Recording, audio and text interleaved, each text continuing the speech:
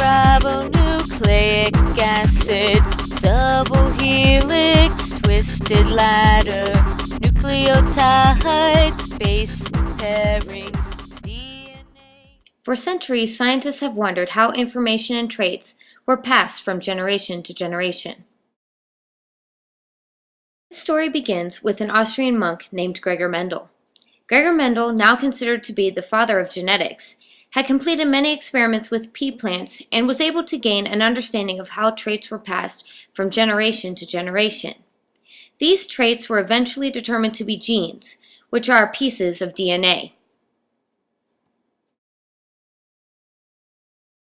It wasn't until 1944 that Oswald Avery and his associates were able to determine that DNA was the genetic material of all organisms.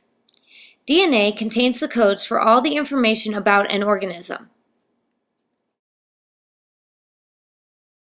The next and probably most important discovery was the discovery of DNA structure. In 1953, James Watson and Francis Crick created a model for DNA structure. They called it a double helix, because there are two strands of DNA that twist around each other, forming what looks like a twisted ladder. From this model, scientists have gained a better understanding of DNA.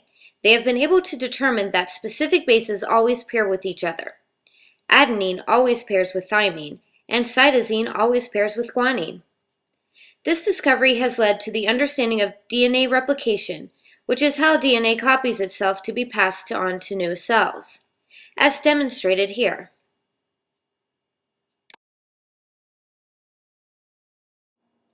DNA replicates by untwisting and then separating the base pairs.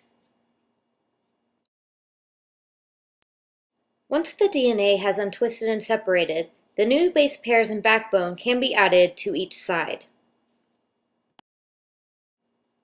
creating two new copies of DNA. The discovery of the double helix also has led to the understanding of protein synthesis and the coding for traits.